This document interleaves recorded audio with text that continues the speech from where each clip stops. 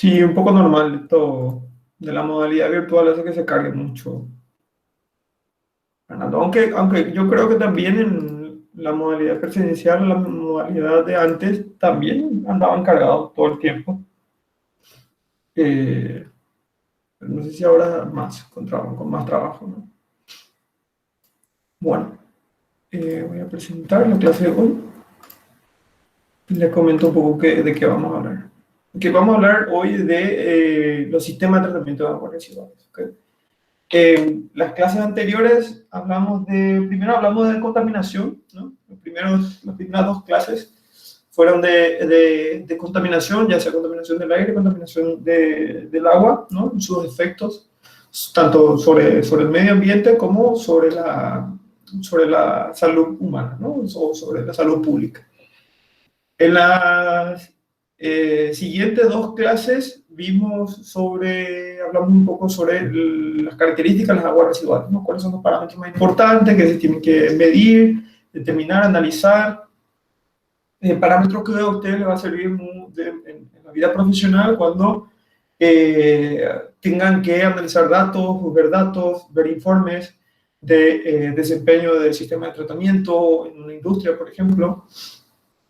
O bien cuando como consultor tenga que implementar ese tipo de medidas, por ejemplo, ¿no? Y hoy vamos a hablar cuáles son los sistemas de tratamiento que existen.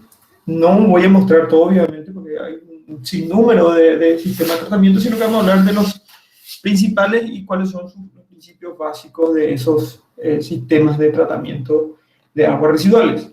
Y vamos a hablar de forma general para lo que es agua residual urbana, que también se aplican para aguas residuales municipales, perdón, para aguas residuales industriales. Y en la próxima clase vamos a hablar de otro tipo de sistema de tratamiento que son, podríamos llamarlo sistema de tratamiento un poco más avanzado, que son específicos para diferentes tipos de aguas residuales. ¿Okay? Bien, entonces vamos a hablar de cuáles son las diferentes etapas del tratamiento y de un tratamiento convencional de aguas residuales municipales. Vamos a hablar del pretratamiento, del tratamiento primario, del tratamiento secundario, que son básicamente las tres etapas o las tres fases que van una tras otra en un proceso de tratamiento de aguas residuales. Y después vamos a hablar de diferentes tipos de tratamientos biológicos. ¿Okay? Tenemos esto va a ser un poco relativamente largo, pero vamos a tratar de que sea lo más o menos posible. ¿Okay? Bien, en general los sistemas convencionales de tratamiento de aguas residuales urbanas están compuestos de tres etapas. ¿Sí? Un pretratamiento, un tratamiento primario, un tratamiento secundario. ¿Okay? Y también en algunos casos un tratamiento terciario. En el pretratamiento es básicamente un tratamiento, por llamarlo, preliminar del agua. ¿Sí? Se intenta eliminar algunos constituyentes del agua residual. En el tratamiento primario también. De hecho, por ejemplo, en la planta de tratamiento de aguas residuales de Asunción, la que se está instalando en ¿cómo se llama? No me acuerdo si era, no es en Varadero, no sé cómo se llama en la zona. ¿Alguno de ustedes se recuerda? El que está ahí cerca de la costanera, de hecho. Esa planta, bueno, y está en la desembocadura del arroyo Buricao, no, Itaú, exactamente, está en la desembocadura del arroyo Itaú. Eso, por ejemplo, esa planta de tratamiento solamente va a tener el sistema de tratamiento preliminar. Y hasta el tratamiento primario, creo que. Sí, hasta el tratamiento primario creo que va. Es decir, ni siquiera es una planta de tratamiento convencional completa. ¿Sí? Bien, entonces, yo no sé si alguna vez ustedes escucharon hablar del proceso de tratamiento de aguas residuales, si conocen algo o no tienen una idea, tengo que tratar de ser bien específico en todos los detalles para que vayan comprendiendo bien o ya vieron algunas cosas.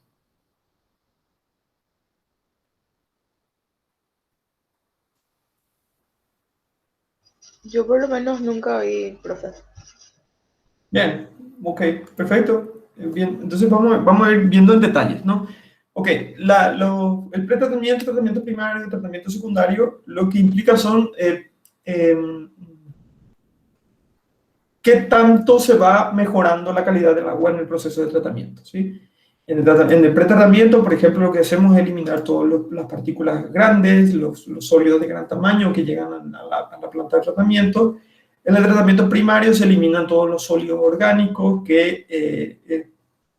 o sea, y lo que se busca es reducir la carga orgánica que entraría en el tratamiento secundario, y el tratamiento secundario es el tratamiento principal en donde se reduce todos los contaminantes en la menor cantidad posible. ¿Okay? Eso es básicamente las tres etapas. Y vamos a ver qué hay dentro de cada uno de ellos en las siguientes diapositivas. ¿Okay? Bien, el pretratamiento constituye, o sea, son básicamente procesos físicos y también algunos son químicos. ¿Okay? En aguas residuales urbanas normalmente la mayor parte son procesos físicos. Muy pocos aditivos químicos se le agregan como para hacer modificaciones químicas del agua residual. Y el objetivo principal es eliminar todos los sólidos de gran tamaño, todos los sólidos que pueden afectar luego a los sistemas de bombeo, a las tuberías o las cañerías, ¿sí? O inclusive al tratamiento secundario, donde actúan microorganismos para la depuración del agua. Bien, mediante las operaciones de pretratamiento se eliminan, como les decía, residuos de volumen generalmente medio, que es la parte de la contaminación más visible, ¿sí? Por ejemplo, el resto de bolsas, el resto de pañales, el resto de sólidos, de papel que va con el agua residual. ¿Okay? Eso es lo que se busca evitar que entre o que llegue al tratamiento secundario y al tratamiento primario también, ¿no? Entonces, todo eso en el pretratamiento se retiene. ¿Y de qué está compuesto? Está compuesto de una serie de operaciones. Por ejemplo, como vamos a ver acá, se tiene un pozo de gruesos, que es como su nombre lo dice, un pozo en donde se recibe el agua y todos los sólidos de gran tamaño ya van siendo retenidos acá. ¿Okay? Luego eso se extrae con estas pinzas bivalvas. Esto se instalan en plantas de tratamiento de aguas residuales urbanas. No se aplica para las que son industriales, porque obviamente las industriales es muy difícil que lleguen sólidos de gran tamaño, ¿no? Y como vuelvo a repetir, depende mucho del proceso que se lleva a cabo en la industria. Después se tiene una cámara de bombeo, en donde el agua residual es bombeada a la planta para que luego ya vaya casi todo por gravedad. Estas primeras dos etapas pueden que tenga la planta de tratamiento, pero pueden que no. Depende mucho de las características del agua residual, de si el agua residual es colectada por un sistema de alcantarillado unitario o si es colectado por sistemas de alcantarillado que son separativos. No sé, escucharon hablar una vez de eso, no sé si comenté en la clase anterior, creo que sí comenté. Los sistemas unitarios son aquellos donde tenemos el alcantarillado sanitario, es la misma que se utiliza para el alcantarillado pluvial, por ejemplo. Por lo tanto, son de gran tamaño esos alcantarillados y allí pueden entrar inclusive animales muertos, ramas, piedras, etc. Los sistemas separativos son mucho más pequeños y normalmente ese tipo de residuos no se encuentran. Por lo tanto, depende de el tipo de sistema de colección que se tenga para optar o no por estos procesos que se tienen acá, ¿no? El pozo de gruesos, el pozo o la cámara de bombeo. Bien, después ya está el proceso de desbaste, proceso de tamizado, proceso de desarenación, ¿sí? En donde se van eliminando diferentes tipos de materiales que se encuentran en el agua residual. Por ejemplo, el desbaste, que consiste en la retención de materiales gruesos del agua que llega a la planta residual. Y aquí es lo que le decía, ¿no? Resto de tela, por ejemplo, que puede llegar, resto de pañales, resto de toallitas higiénicas, que quedan retenidos en las rejas, que son las principales estructuras que se utilizan en el proceso de desbaste. ¿Sí? Bien, dentro de las rejas que se utilizan como dentro del proceso de desbaste, son, como su nombre lo dice, son rejas que pueden ser de limpieza manual, de limpieza automática. Si se fijan, Estas son las rejas y aquí se tiene una plataforma en donde se retienen los sólidos que son extraídos de las rejas, ¿no? Con una especie, esto por ejemplo es de limpieza manual, que lo que hace es los sólidos que quedan retenidos aquí se van extrayendo con unos rastrillos para liberar luego los espacios que se van saturando con el correr del tiempo, ¿no? Como les decía, puede ser limpieza manual o automático, y las rejas se utilizan básicamente para proteger las bombas, válvulas, todos los tipos de conducciones que se utilizan en las plantas de tratamiento. Estas rejas sí ya se utilizan en las plantas de aguas residuales industriales, en donde se quedan, por ejemplo, restos de algunos sólidos muy grandes. Por ejemplo, en los mataderos y demás, sí ya se utilizan rejas para la separación de esos sólidos de gran tamaño y que este no llegue a un proceso, a una etapa posterior, ¿no? Bien, las rejas pueden ser rejas de desbaste grueso, rejas de desbaste fino, dependiendo del tamaño de la separación entre rejas. También, como les decía, puede ser de forma de limpieza manual o de limpieza automática. Las de limpieza automática funcionan con brazos hidráulicos, con un motor, etcétera. Hay diferentes formas de operación de las rejas mecánicas, ¿no? Que lo que hacen es limpiar de forma automática las rejas. Bien. El tamizado también es un proceso que se tiene para la retención de los sólidos de gran tamaño, ¿sí? Y el tamizado se puede dividir en microtamizado y macrotamizado, ¿no? Dependiendo también de los orificios, del tamaño de los orificios que se utilizan como material filtrante, ¿no? Se utilizan como placas metálicas de material filtrante, ¿ok? Y si se fijan en este esquema que tenemos acá, este es un tamiz, por ejemplo, de agua residual urbana, donde se ve que el agua ingresa por la parte superior, ¿sí? Y tiene que hacer este recorrido de subir y luego bajar a través del tamiz, y al bajar a través del tamiz se tiene la estructura metálica perforada, que lo que hace es permitir que el agua filtre, pero los sólidos queden retenidos sobre la superficie. Luego se van extrayendo aquí en esta parte, ¿no? Bueno, y dependiendo del tamaño de los orificios, si es macrotamizado o microtamizado, se retienen diferentes tipos de materiales, ¿no? Bien. Bueno, y este es otro ejemplo de tamiz cilíndrico, en donde se puede ver que, por ejemplo, el agua residual ingresa por esta parte, ¿sí? Y tiene que hacer un recorrido de ascenso para ingresar dentro del cilindro que vemos acá, el cilindro rotatorio. Esto es un tamiz rotatorio, así como vemos acá, ¿no? El agua viene, entra, tiene que ascender y luego atraviesa el tamiz rotatorio, y este tamiz rotatorio es el que está perforado, ¿no? El agua atraviesa esos agujeros y los sólidos quedan retenidos en su superficie. Y mientras que esto va rotando, como se ve acá, los sólidos luego están siendo recuperados aquí por una especie de rascador del tamiz rotatorio, ¿no? Así como se ve acá, que los sólidos van quedándose retenidos en esta parte. Bien, eso como por proceso también dentro de lo que es el sistema de pretratamiento, ¿okay? Para retener sólidos de relativo gran tamaño, ¿okay?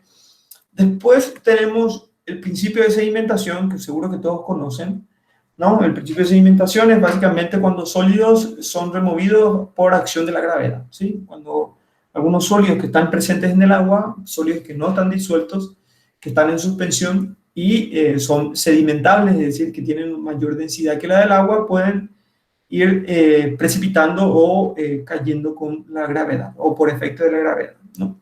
Bien, y ese principio de sedimentación se utiliza en el agua residual, en el tratamiento de agua residual muy frecuentemente en diferentes etapas. Vamos a ver que se utiliza para el tratamiento, en el pretratamiento, en un proceso llamado desarenado, que consiste justamente en eso, en tratar de extraer todas las arenas que van llegando al agua residual. Posteriormente, también se utiliza la sedimentación o los principios de sedimentación en el tratamiento primario, en donde lo que se busca es eliminar la mayor parte de los sólidos orgánicos que van ingresando con el agua y que tienen mayor densidad que la del agua. Y después, en una tercera etapa, se utiliza también la sedimentación en el sedimentador secundario, que luego voy a explicar un poquitito mejor en qué consiste el sedimentador secundario. Bien. Bueno, lo que buscamos entonces eliminar con la sedimentación son las arenas, la materia en suspensión sedimentable, la decantación primaria, lo del efluente tratado en la decantación secundaria. Y en la sedimentación, o sea, el proceso de sedimentación se tiene aquí, por ejemplo, aquí donde vemos que es el desarenado en el pretratamiento, en el tratamiento primario, dentro del sedimentador primario, y en el tratamiento secundario, como vemos acá, en el sedimentador secundario. Bien.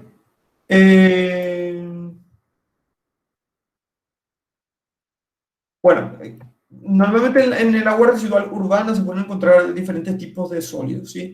Pero los más representativos son las arenas, que son minerales, básicamente, y que tienen densidades que van entre 2.000 y 3.000 kilogramos metros cúbicos. Son relativamente pesados en comparación a la del agua. El agua tiene 1.000 kilogramos por metro cúbico, ¿no? Y por otro lado se tienen los sólidos que son orgánicos, que tienen características orgánicas, que son por ejemplo, restos de las heces humanas y demás, que tienen la densidad es muy similar a la del agua.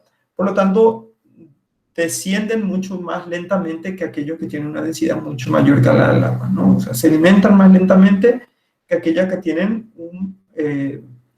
una densidad mucho mayor.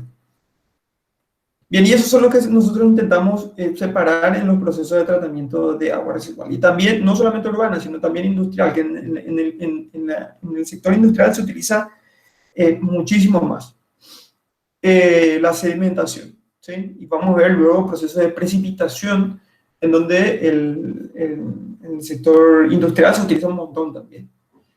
Bien, existen básicamente 4 tipos de sedimentación que ocurre de forma básicamente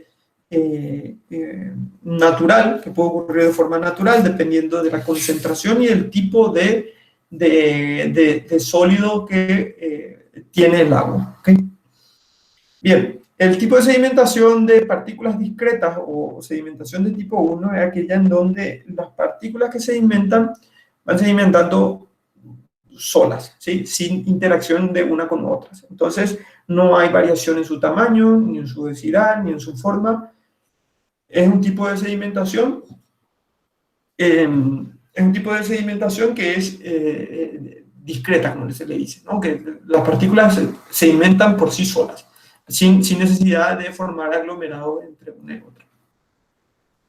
En este tipo de partículas, la velocidad a la que sedimentan permanece constante porque no cambia su forma, ni su tamaño, ni su densidad, ¿okay? Y este tipo de partículas es aquellas que ocurren... este tipo de sedimentación es lo que ocurre normalmente en los desarenadores, ¿sí? Que está dentro del proceso de pretratamiento. Y los desarenadores es en donde nosotros buscamos una cámara de sedimentación, un tanque de sedimentación, en donde lo que se busca es separar las arenas de las aguas residuales para que las arenas no lleguen al tratamiento primario ni también al tratamiento secundario, ni tampoco, mejor dicho. Bien, la sedimentación de tipo 2 o la de partículas floculentas es aquella ya en donde las partículas que tienen características específicas que las hacen que se puedan unir una con otras y formar flóculos, ¿okay? Formar flóculos que luego pueden ir descendiendo en el agua, ¿no? Al juntarse una con otra van cambiando su densidad, su forma, su tamaño, y por lo tanto también varía su velocidad de sedimentación, ¿sí? Que si van aumentando en tamaño por aglomeración de partículas, lo que va a ocurrir es que va a ser cada vez más grande, por lo tanto su velocidad de sedimentación va a ser mayor. Bien, la sedimentación floculenta se denomina este tipo de procesos en donde se forman flóculos y es lo que ocurre normalmente en un decantador primario.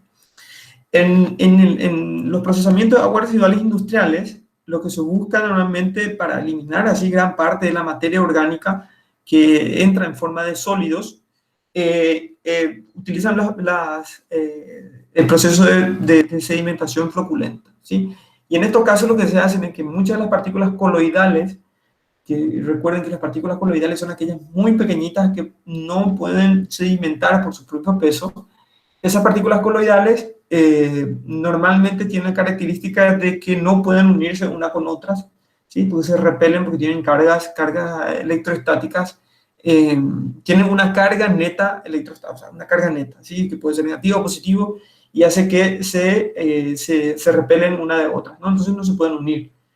Entonces lo que se hace normalmente es agregarle unos químicos, unas sales metálicas, sales de aluminio o de hierro, para neutralizar la superficie de esas partículas y de esa forma evitar o promover que éstas se puedan unir una con otra, ¿sí? Porque de otra forma se repelen, porque tienen una carga neta y eso hace que se repelen una de otra. Entonces, de esta forma, esas partículas coloidales que antes solas no sedimentaban porque se mantenían en suspensión en el agua, cuando se pierde esa característica de carga neta, ellas tienden a unirse una con otra, ¿sí? Porque ya no se repelen, y entonces van formando partículas cada vez más grandes, y en el proceso van formando los flóculos que sí tienen la capacidad de vencer el empuje del agua y entonces poder sedimentar, ¿no?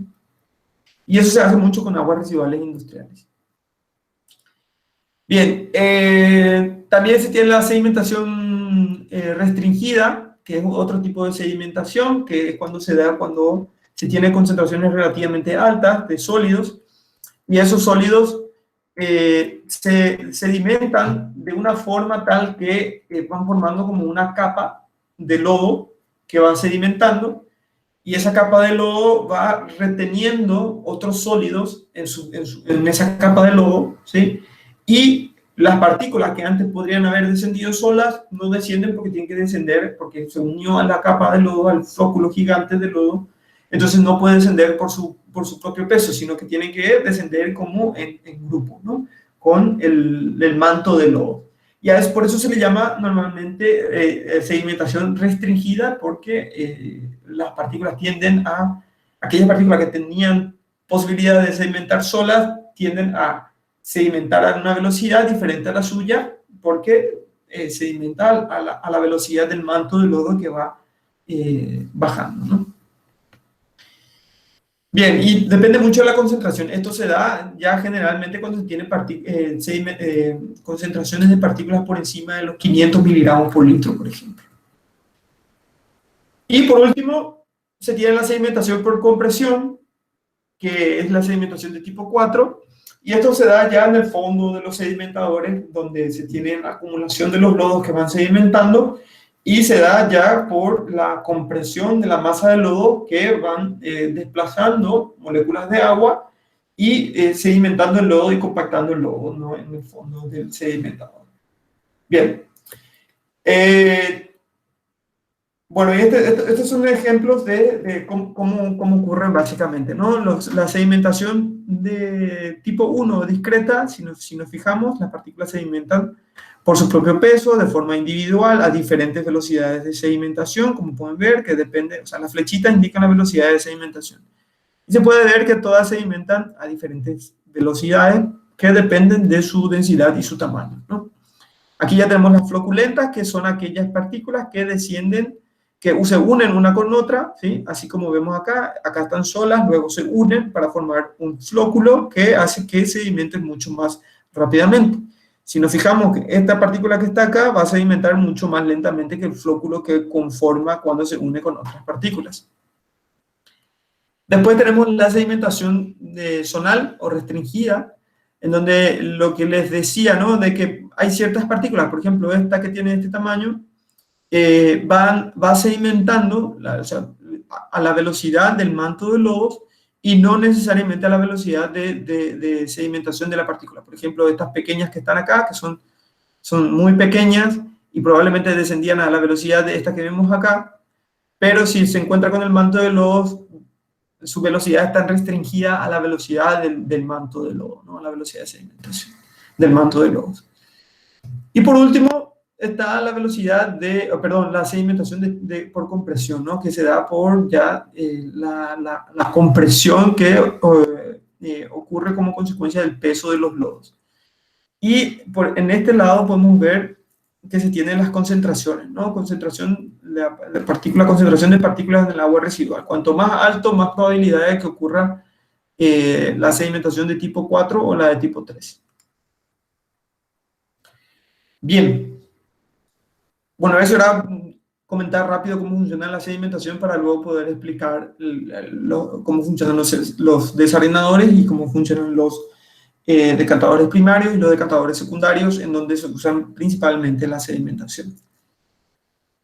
Los desarenadores, como les decía, son sistemas que se enfocan para eliminar las arenas, ¿sí? O sea, partículas que tienen una densidad relativamente alta, ¿sí? Entre 2.000 y 3.000 kilogramos por metro cúbico.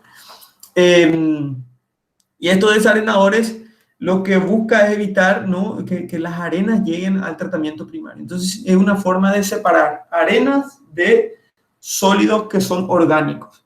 Okay. Sólidos orgánicos son putrescibles. La arena es mineral, por lo tanto no es putrescible. Entonces, lo que se busca es que la arena sí se pueda retener, pero no así los sólidos orgánicos, porque los sólidos orgánicos se tienen que tratar de una forma específica porque esos se pueden descomponer, ¿okay? Se pueden pudrir.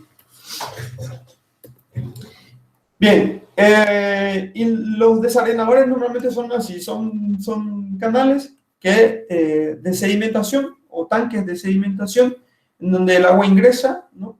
Y circula a través de un canal en donde se reduce la velocidad del movimiento del agua para que la gravedad tenga mayor efecto sobre las partículas y puedan arrastrarla hacia el suelo, ¿sí? Las partículas se recogen en las arenas, pero mejor dicho, se recogen aquí, en esta zona, y luego se extraen esta arena que si no tienen materia orgánica se pueden disponer tranquilamente. Sin embargo, si tienen materia orgánica, lo normal es que tenga que necesitar o se necesita un tratamiento extra para su disposición. Bueno, hay diferentes tipos de desarenadores. Por ejemplo, están los desarenadores con aireación, que lo que busca es que por un movimiento circular o inercial de la aireación se fomente una mayor eliminación de la materia orgánica. También están los desarenadores que son de tipo vortex, que básicamente funcionan bajo el mismo principio, sino que lo que se tiene es una aleta. Esa aleta lo que hace es formar un vórtice del líquido y las fuerzas inerciales hacen que las partículas de arena vayan chocando contra la pared del desarenador y luego se extraigan por la parte inferior. Este tipo de desarenador es el que se tiene en las plantas de tratamiento de aguas residuales de Encarnación. Bien, y ahora vamos a hablar ya del tratamiento primario. Eso es lo que les quería mostrar sobre pretratamiento, donde hablamos de sistema de desbaste, rejas. Bueno, antes hablamos de los pozos de gruesos, para que funcionen los pozos de gruesos, el sistema de bombeo, las rejas que está ya dentro del sistema de desbaste, los tamices. Después tenemos a los diferentes tipos de sedimentación y los desarenadores, cómo funcionan básicamente y para qué sirven, ¿okay? ¿Qué es lo que se busca eliminar con los desarenadores? ¿Hasta ahora tienen alguna consulta que quieran hacer?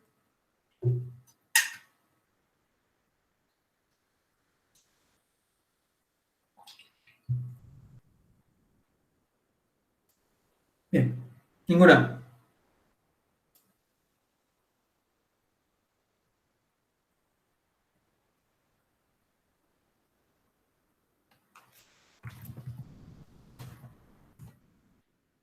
Ok, continuando. Un segundito. Ok. Bueno, continuando a la siguiente etapa que sería el tratamiento primario. Lo anterior era el tratamiento preliminar. ¿Okay? Y en el tratamiento primario, lo que nosotros, o lo que se busca en una planta de tratamiento es eliminar los sólidos sedimentables, ¿sí? Los sólidos que tienen una densidad relativamente mayor que la del agua y sedimentan fácilmente. ¿Ok? ¿okay? Sedimenta fácilmente. Y ahí tenemos, por ejemplo, a los sólidos orgánicos o sólidos que son materia orgánica en mayor proporción. ¿Okay? Y de esa forma lo que se hace es reducir una gran cantidad de la materia orgánica que entra en la siguiente etapa, que es el proceso biológico. Recuerde que en el proceso biológico es donde se tiene que degradar la materia orgánica del agua. Entonces nosotros lo que hacemos con la sedimentación primaria es reducir el contenido de materia orgánica que llegaría en el sistema secundario, en el tratamiento biológico. ¿Okay? Con estos sistemas se pueden obtener remociones o reducciones de un 50-70% de los sólidos en suspensión, 25-40% de la DBO, o sea, de la materia orgánica. Es decir, se reduce una gran cantidad de la materia orgánica que llegaría en los otros, en el tratamiento secundario. Y después les explico por qué es importante esa reducción. ¿Okay? Bien, en este tipo de sedimentadores se ocurre en mayor medida la sedimentación floculenta, porque esos residuos orgánicos tienen, o esos sólidos orgánicos tienen esa característica de que pueden unirse una con otra fácilmente para formar flóculos. Bien. Y se puede tener dos tipos de sedimentadores primarios. Son sedimentadores primarios rectangulares o circulares.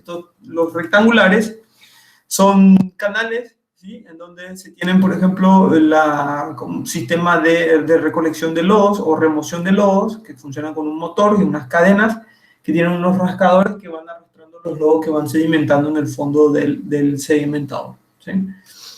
Que pueden ser de cadena o pueden ser de puente, de tipo puente, y esos puentes se van moviendo sobre la planta de trato, sobre el sedimentador, y en el fondo tienen unos rascadores que lo que va haciendo es que va arrastrando los lodos que han retenido, ¿no? Y esta es una foto, por ejemplo, de un sedimentador primario en donde se tienen los rascadores, como pueden verse estos rascadores que se ven acá. El motor que se tiene acá lo que hace es mover los rascadores para arrastrar el lodo hasta una tolva que se tiene en el propio sedimentador, ¿no? Luego esos sólidos se extraen para un tratamiento posterior. También esos mismos rascadores pueden funcionar como un extractor de espuma, ¿sí? Un extractor de espuma, que es la espuma que está flotando en la superficie, van siendo arrastradas con esos mismos rascadores para separar las espumas de las aguas residuales. Bien, y bueno, este es el que funcionan como tipo puente. Si se fijan, acá se tienen los rascadores. Este es el puente que va circulando en toda la longitud del sedimentador, arrastrando los lodos que están siendo retenidos en el fondo del sedimentador. Después se tienen los circulares, que funcionan básicamente de la misma forma. La diferencia está en que el agua en este caso se puede mover de forma radial, ¿sí? Desde el centro hacia afuera normalmente, y luego también se puede hacer desde un extremo desde los extremos hacia adentro, o sea, hacia el centro de recolección. Como se puede ver acá, ¿no? El agua ingresa por los extremos y tiene que necesariamente circular hasta la parte superior para entrar en las zonas en donde se recoge el agua tratada o el agua ya decantada, ¿no? En este que vemos acá, el agua ingresa por el centro, ¿sí? Se tienen unos baffles que lo que hace es obligar al agua a hacer el movimiento descendente para luego ascender y llegar a los canales efluentes en donde se extraen el agua ya decantada. Este es un esquema de un sedimentador, un sedimentador primario, circular, con alimentación central. Aquí este orificio que ven acá es por donde ingresa el agua. Aquí se tienen los dos tabiques, que lo que hace es obligar al agua a descender para luego ascender y poder llegar hasta los colectores que se ven acá, ¿sí? Esto que se ve acá en el perímetro del sedimentador son los colectores.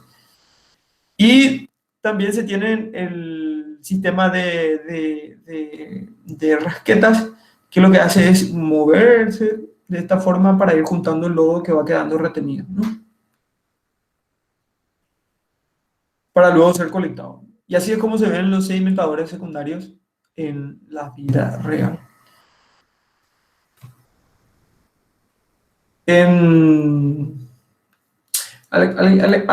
Alexandra no estaba por ahí. Alexandra creo que trabaja en Coca-Cola. ¿Usted no tiene un sedimentador secundario por ahí, Alexandra? Si es que me estás escuchando. ¿Estás por ahí? No sé si Alexandra está en clase. Bien.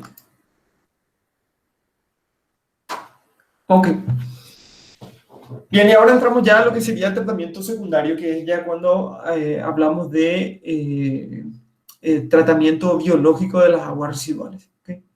Esto cuando esas aguas residuales tienen las características necesarias como para que sea tratado de forma biológica, ¿no? O mediante procesos biológicos. Recuerden cuando de las clases que habíamos hablado de características de aguas residuales, que eso es muy importante cuando hablamos de aguas residuales industriales. No tanto para aguas residuales urbanas, porque en aguas residuales urbanas tenemos la característica de esa agua es óptima como para tratarlo con procesos biológicos. Bien. El objetivo principal del tratamiento biológico o los tratamientos secundarios es eliminar la materia orgánica. ¿Sí? La materia orgánica que es biodegradable, por cierto, ¿no? Y eso se hace mediante la oxidación de esa materia orgánica o sea, los microorganismos eliminan para obtener energía y para obtener también productos celulares y crecer, ¿sí? Así como nosotros usamos materia orgánica para poder respirar, para poder crecer, para poder tener energía, los microorganismos hacen lo mismo, ¿ok?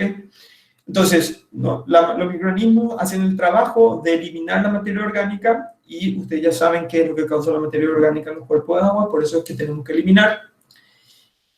Y en el proceso lo que ocurre es que se forman nuevas células o nuevos microorganismos y unos productos finales, ¿okay? Y estos productos finales son más inocuos, son menos dañinos para el medio ambiente y las células nosotros podemos separar, o las nuevas bacterias podemos separar del agua residual mediante un proceso físico sencillo.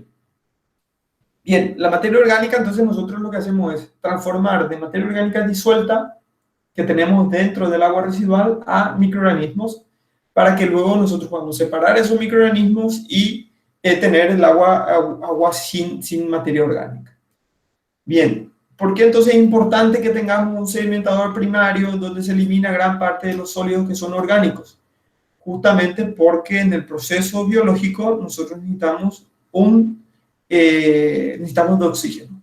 Y si se fijan, en un sistema de lodo activado, por ejemplo, como el que tenemos acá, el agua ingresa con alto contenido de materia orgánica, se provee de oxígeno al agua para que los microorganismos consuman esa materia orgánica y a la par utilizan oxígeno, o sea, necesitan de oxígeno para consumir esa materia orgánica, así como nosotros necesitamos respirar para que toda nuestra glucosa se vaya consumiendo y transformando en energía.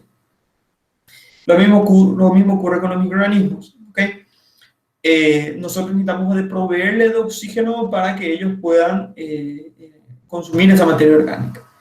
Si nosotros no tuviéramos este tratamiento primario en donde se retiene gran parte de la materia orgánica, esa materia orgánica va a llegar acá y los microorganismos van a comer, está bien, o sea, se van a comer esa materia orgánica, pero van a necesitar oxígeno. Y el oxígeno normalmente implica dinero. O sea, proveer de oxígeno a una planta de tratamiento implica dinero porque es proceso de aireación, proceso de suministrar aire a presión, ¿sí? Por lo tanto, implica consumo de energía y el consumo de energía es gastos. ¿Okay? Por eso es que se reduce aquí gran parte de la cantidad de materia orgánica que llega al agua, al tratamiento secundario para que justamente haya un ahorro en el proceso de eliminación de la materia orgánica o de consumo de la materia orgánica. Bien. Los principales microorganismos que llevan a cabo el proceso ya saben que son las bacterias. Las bacterias utilizan la materia orgánica, transforman en nuevas bacterias se transforma o produce nuevas bacterias y se tienen productos finales que son inocuos. ¿Okay? También se puede eliminar nitrógeno y fósforo. Esto no vamos a profundizar mucho porque no...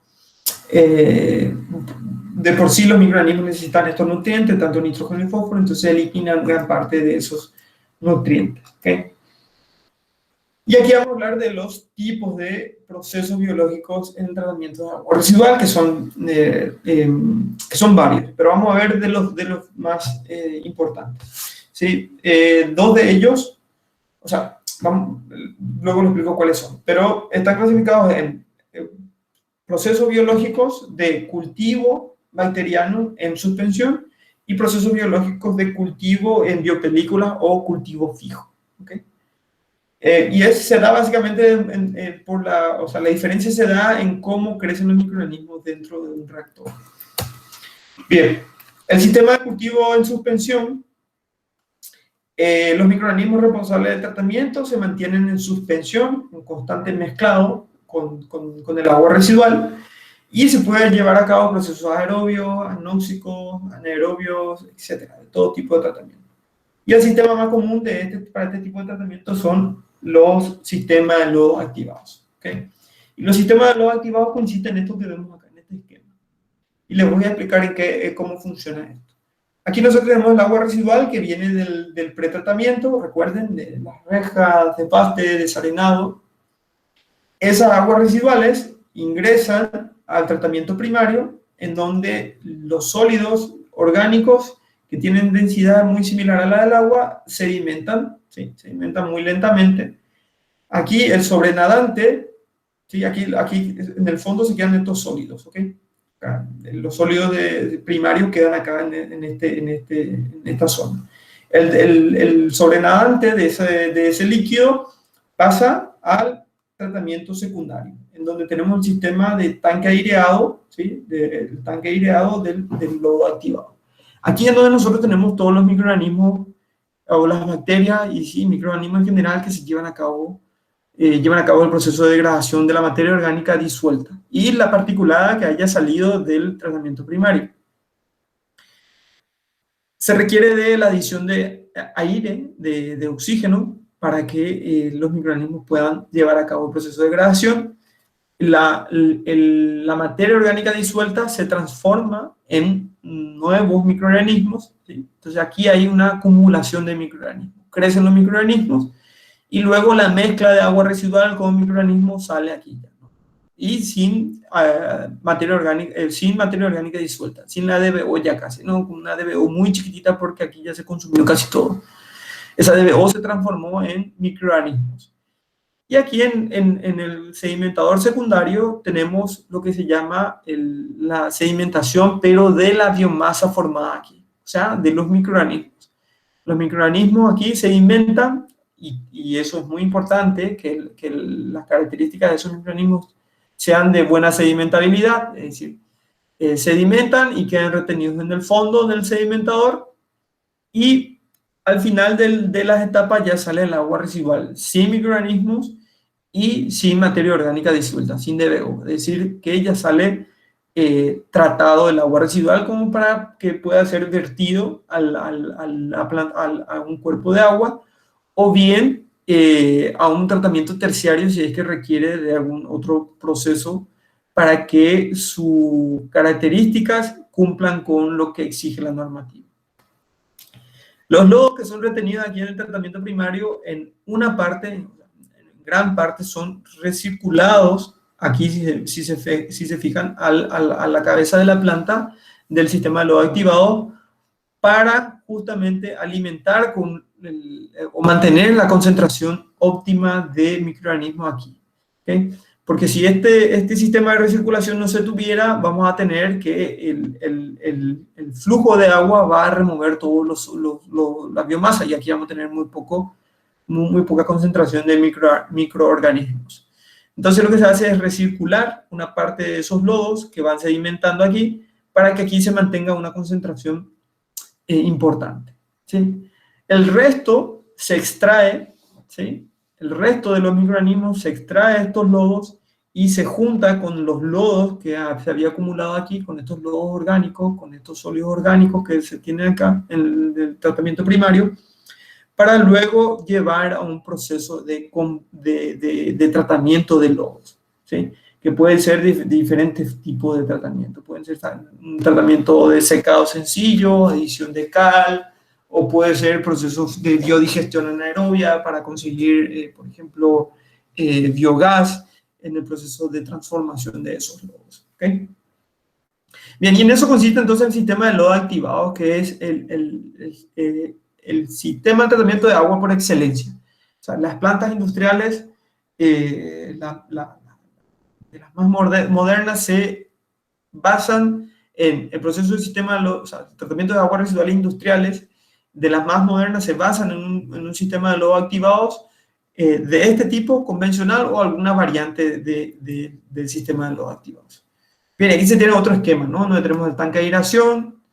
El tanque de aireación, el agua circula, los lodos acumulados, una parte se recircula a la planta, al sistema de tanque aireado de vuelta, y por otro lado se extrae esos lodos que luego va a un proceso de tratamiento. Bien, y así es como se ven los tanques de aireación en un sistema de lodo activado.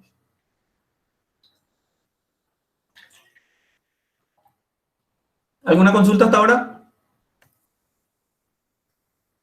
No, profe. Ok. Bien, después se tienen una variante, que esto le quería mostrar también porque se usa mucho en industria. Una variante del sistema de lodo activado son los reactores biológicos secuenciales, o los Sequencing Batch Reactors, se llaman, por eso es SBR. Estos reactores son relativamente nuevos en comparación al sistema de lodo activado. El sistema de lodo activado se inventó allá por el 1910, 1915 más o menos, pero los sistemas de reactores secuenciales a partir del 70 más o menos se empezaron a implementar. ¿Y en qué consiste? Es básicamente un sistema de lodo activado, así como vemos acá. La diferencia está en que todos los procesos que veíamos, los procesos este proceso de tratamiento primario del tanque de aireación y de decantador secundario, ocurre solamente en una pileta, ¿sí? En una sola pileta ocurre todo el proceso. Y es porque se da de forma secuencial. Y las secuencias coinciden en un llenado, en un proceso, una etapa de llenado, una etapa de reacción, en donde se ocurre la degradación de los contaminantes, una etapa de sedimentación, en donde se deja sedimentar los lodos, otra etapa de decantación, que es cuando se extrae el agua residual tratada, y un proceso de inlet o de inactividad, que esto puede o no tener. Bien, en el llenado lo que se hace es llenar justamente el agua con agua residual, el tanque de aireación, ¿sí? El tanque de SBR. En el proceso de llenado, normalmente estos tanques tienen que operar sí o sí de a dos tanques, ¿okay? Si es que nosotros tenemos aguas residuales continuas, o sea, si una planta industrial se está trabajando 24 horas, entonces se tienen que tener sí o sí dos tanques. Entonces, mientras un tanque se está llenando, el otro tanque tiene que estar en un proceso de reacción, o sea, el tiempo que tarde en llenarse tiene que ser igual al tiempo que tarde en lo que ocurre la etapa de reacción, la etapa de sedimentación, la etapa de decantación y la etapa de inactividad. Para que cuando esto termine de llenarse, este que se acaba de llenar entre en las siguientes etapas, y el que acaba de terminar estas etapas entre en el proceso de llenado. Entonces se tiene caudal que entra de forma constante a una de las dos piletas, ¿no? Sin embargo, hay plantas de tratamiento, industria que funcionan por ciclos, ¿no? Que funcionan, qué sé yo, solamente funcionan 12 horas diarias porque no funcionan de madrugada, o tiene solamente, qué sé yo, 2 turnos de 8 horas, de 16 horas. Por lo tanto, es por eso que es muy útil este tipo de sistemas. Sin embargo, los sistemas de lodo activados funcionan de forma continua. El agua tiene que entrar de forma continua, y no puede operar como un sistema de SBR que puede funcionar, por ejemplo, con una sola pileta. Si se tiene solamente 6 horas continuas de agua residual, se opera con un solo ciclo, con una sola pileta, en donde se lleva a cabo todo este proceso. ¿Se entiende? ¿Se entiende la diferencia, no? Bien. Bueno, el proceso de llenado típicamente permite que el nivel de líquido del reactor se eleve del 75% de la capacidad al 100%, es decir, el proceso de llenado normalmente está entre un 20, 25, 30% del volumen total del lodo, es decir, que el llenado de agua ocupa solamente un 30%, ¿sí? Todo lo demás es lodo que está sedimentado, que está decantado, ¿sí? Durante el llenado del reactor puede estar solo mezclándose, o inclusive ya puede haber un proceso de aireación si es que el agua residual tiene mucha carga orgánica, ¿no? La etapa de reacción es cuando la mayor parte de la materia de la DBO se elimina, ¿no? Es aquí en donde se activa los aireadores, y es que se va a hacer con procesos aerobios, y se mezcla todo el lodo con el agua residual recién añadido en el proceso de llenado, ¿sí? Y aquí es donde se eliminan toda la DBO, o si se quiere hacer procesos anaerobios o anóxicos, se apagan el aireador, se busca un proceso de mezclado, etc. ¿Sí? Se puede ajustar de acuerdo a las necesidades de tratamiento que tenga nuestra agua residual. Posterior a eso se tiene la sedimentación, ¿sí? La sedimentación, que es el proceso donde se apagan los aireadores y se deja reposar el agua tratada ya, ¿no? Con los microorganismos. Entonces los microorganismos van sedimentando y el agua tratada queda en el sobrenadante, en la parte superior, así como se puede ver acá, ¿no? La parte marrón viene a ser los microorganismos sedimentados, y la parte clara o azul o celeste viene a ser el agua ya decantada, ¿no? Esto puede ser, por ejemplo, de media hora de sedimentación o 1 hora de sedimentación, y aquí en el proceso de decantación o vaciado vendría a ser, qué sé yo, media hora de vaciado. El proceso de reacción estaría entre 2 horas, 2 horas y media, y si sumamos todo esto, qué sé yo, si sumamos la reacción, el tiempo de reacción, el tiempo de sedimentación y el tiempo de decantación da 3 horas, nuestro tiempo de llenado tiene que ser igual a 3 horas.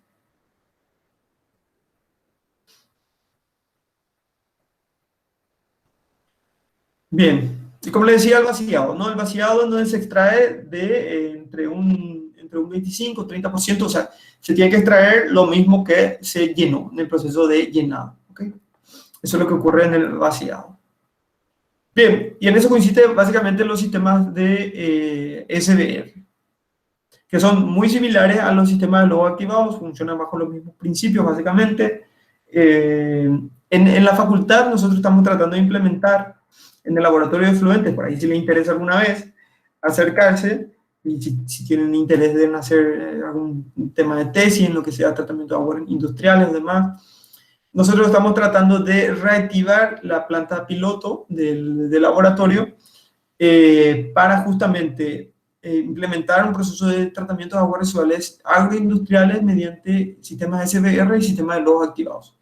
¿Sí? Y estamos trabajando ya con una tesis, que seguro le conocen a algunas de las compañías que están trabajando conmigo, y vamos a trabajar con sistemas de lodo activado con ella, y hay una chica de ingeniería ambiental que se va a acoplar en breve al laboratorio para trabajar con sistemas SBR en los reactores que tenemos dentro del laboratorio. Así que si alguna vez tienen ganas de ir a mironear, pueden pasar por el laboratorio, bueno, pero cuando estemos trabajando ya con esto.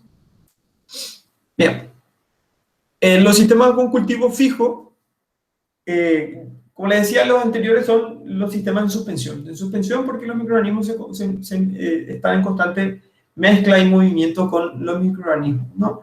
Los sistemas de cultivo fijo se le llama cultivo fijo porque los microorganismos crecen adheridos a una superficie, formando lo que se llama una biopelícula, ¿okay? Y esas superficies pueden ser, que se le llama material de soporte, pueden ser roca, grava, tierra, madera, inclusive diferentes tipos de plásticos o materiales metálicos, otro tipo de materiales sintéticos, etc. Pueden trabajar de forma, condiciones anaerobias, aerobias, y el material de soporte puede estar completamente o completamente sumergido o parcialmente sumergido. ¿Okay? Y uno de los principales sistemas conocidos son los filtros percoladores. ¿Okay? Los filtros percoladores son un tanque relleno con material de soporte, que puede ser roca, madera, plástico, metales, que se percola a través de su superficie, ¿sí? A través de su superficie, así como se puede ver. Esto que vemos acá son, pues, es grava, creo, y este material de soporte sirve como superficie de crecimiento de los microorganismos. ¿Okay? Los microorganismos entran, crecen sobre esa superficie, formando lo que se llama una biopelícula, y cuando el agua pasa a través y entra en contacto con la biopelícula, ahí los microorganismos se encargan de eliminar los contaminantes que se encuentran diluidos en el agua residual, ¿no? Y el sistema de distribución de agua es así como ven acá, como unos aspersores que van girando por toda la superficie circular del tanque, ¿sí? Y en el agua se agrega por la parte superior y se recoge por la parte inferior. Luego hay un clarificador en donde lo que se elimina son los lodos que se pudieron haber desprender de las biopelículas que se forman por la superficie del sistema. ¿Por qué se puede utilizar este tipo de sistemas? ¿O para qué? Lo que hace es que al tener estos materiales de soporte, lo que se busca es mayor superficie de contacto, la mayor cantidad de superficie de contacto en donde los microorganismos entren en contacto con el agua para que se pueda eliminar esa materia orgánica, ¿no? Bien, los materiales de soporte, como les decía, lo que busca es aumentar el área superficial específica, es decir, aumentar la mayor cantidad de superficie en donde el agua esté en contacto con los microorganismos. La característica que deben cumplir es que tienen que tener un área superficial específica alta, tienen que ser de bajo costo, tener una durabilidad, mucha porosidad, evitar tamponamiento y permitir muy buena aireación también. Y aquí, si se fijan, esto es rocas, ¿sí? Se utiliza material de soporte rocas, se pueden utilizar estos anillos de metal o estos de plástico que se ve acá. Esto que vemos acá, creo que es estos que están acá, pero ya relleno de la biopelícula. Si se fijan, por la superficie tenemos un montón de biopelícula formada que se formó o creció como consecuencia de que se alimenta del agua residual, o de la materia orgánica del agua residual, ¿no? Bien. Y por último, le quería comentar un poco sobre los sistemas de bajo costo de tratamiento, ¿sí? Que son aquellos que en Paraguay se utilizan bastante, ¿sí? Los sistemas de bajo costo. Por ejemplo, las lagunas de estabilización se utilizan muchísimo en Paraguay. Y no sé si algunos de ustedes están trabajando ya en industria, si me pueden comentar qué tipo de tratamiento están utilizando, si son algunos de estos que ya vimos ahora, o son estos sistemas de bajo costo que vamos a ver ahora. Porque tengo entendido que, por ejemplo, en algunas azucareras utilizan todavía lagunas de estabilización, en algunos frigoríficos también utilizan todavía sistemas de laguna de estabilización. ¿Algunos de ustedes trabajan en industria? ¿Conocen algo al respecto? ¿Escucharon hablar alguna vez algo sobre esto?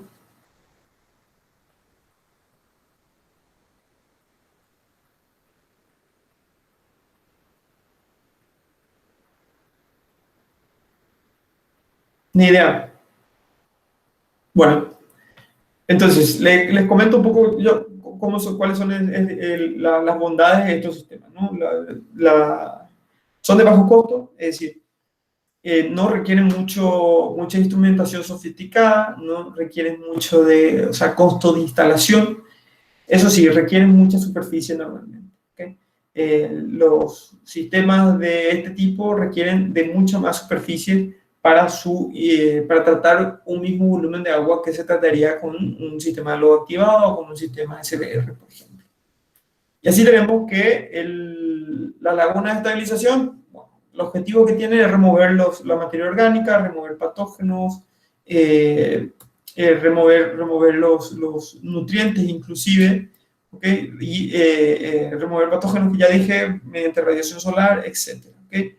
Se tienen diferentes tipos de lagunas de estabilización. Una de las más comunes son las lagunas facultativas, que como su nombre lo dice, tienen una zona que funciona como una laguna aerobia y otra zona en donde tiene una zona anaerobia o facultativa y otra zona totalmente anaerobia. ¿Okay? Estas lagunas facultativas, como ven, la zona más en contacto con la superficie funciona como una laguna aerobia en donde se degrada la mayor parte de la materia orgánica soluble o disuelta. Después se tiene una zona facultativa que funciona como zona anaerobia porque tenemos la simbiosis entre los microorganismos, entre las algas y las bacterias. Las algas que reciben energía solar producen oxígeno, ¿sí? Las algas son fotosintéticas, producen oxígeno. Ese oxígeno es utilizado por las bacterias que producen el CO2 a través de la oxidación de la materia orgánica. Ese CO2 luego es utilizado de vuelta por las algas. Y de esa forma se consumen la gran parte de la DBO disuelta en la zona facultativa. Por otro lado, en la zona anaerobia es en donde entra en contacto o se tienen todos los sólidos orgánicos, van a la zona de anaerobia, en donde se descomponen de forma anaerobia. ¿Okay? Entonces se tienen los tratamientos tanto de la materia orgánica disuelta como la materia orgánica particulada, y se depura de esa forma gran cantidad de agua.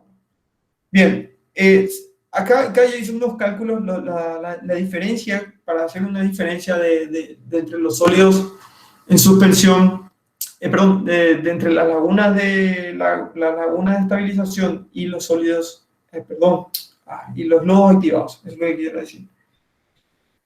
La diferencia es que estas lagunas de estabilización requieren tiempos de retención hidráulica muy altos. Los tiempos de retención hidráulica altos normalmente implican grandes volúmenes o grandes tensiones de superficie.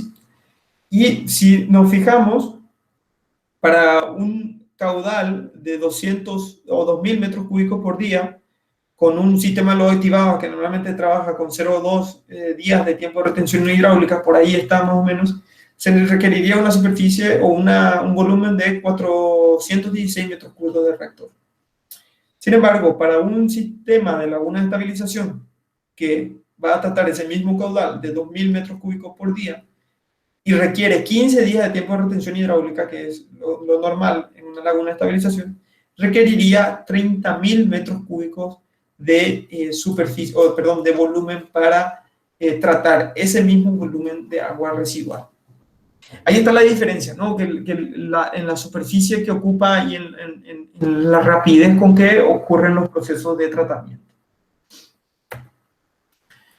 Bien, y así como se ven las lagunas de estabilización, otro aspecto importante es que para las lagunas facultativas, por ejemplo, no se requiere de un tratamiento primario, ¿sí? Solamente se requiere de un pretratamiento en donde se eliminan todos los materiales gruesos y las arenas. Pero el tratamiento primario se lleva a cabo dentro de la laguna de estabilización. Después se tienen otros tipos. Sí. ¿Alguien me va a preguntar algo? Ok. Después se tienen las lagunas anaerobias facultativas, que son combinaciones de dos tipos de lagunas, en donde se tiene una primera etapa de tratamiento anaerobio y luego una etapa de tratamiento facultativo con laguna facultativa, en donde en el tanque anaerobio se elimina ya un 50 o un 70% de la materia orgánica que va entrando al agua, a la planta de tratamiento.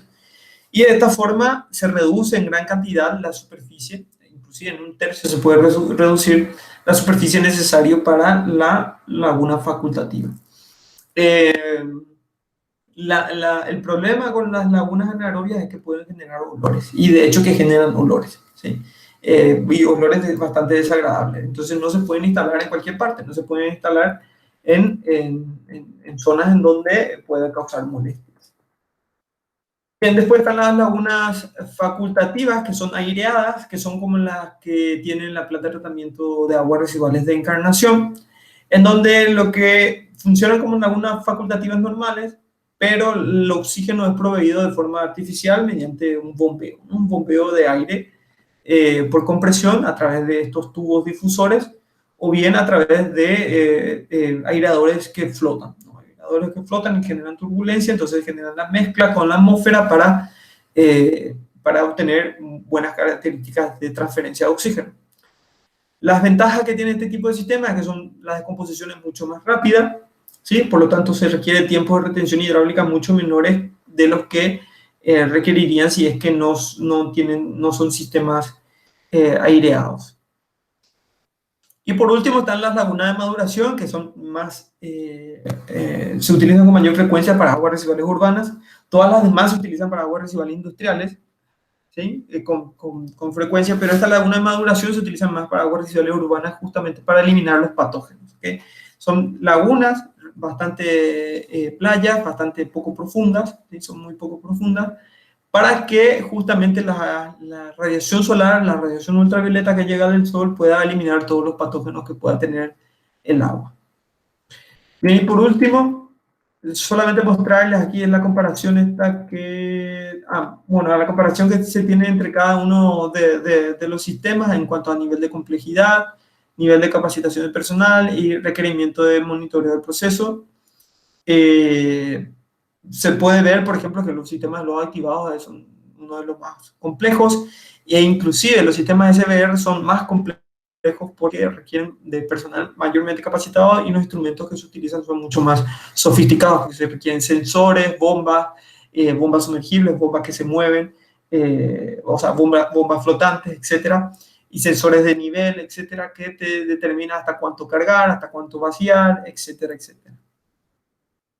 Bien, y eso es todo lo que le quería mostrar sobre el sistema de tratamientos de aguas residuales. La próxima clase vamos a ver un proceso de tratamiento un poco más avanzado. Así que si tienen alguna consulta, pueden hacer ahora. Voy a poner algunos cuestionarios sobre los sistemas que vimos hoy. Y nada, eso es todo. No sé si tienen alguna consulta que quieran hacer, algún comentario. Por mi parte no, profe. Tampoco yo, profe. Ok, Alex. Alexandra, perdón. ¿Vos seguís en Coca-Cola? ¿O me estoy confundiendo? Te estás confundiendo, profe. Hay Perdón. otra compañera que su nombre es Alexandra. Ya, perdón. Ya, bueno. Ok, está entonces. Nos vemos, chicos. Un gusto, como siempre, y nos vemos el próximo miércoles. Vale, profe, chau, chau. Chao, chao. Gracias. Gracias, profe.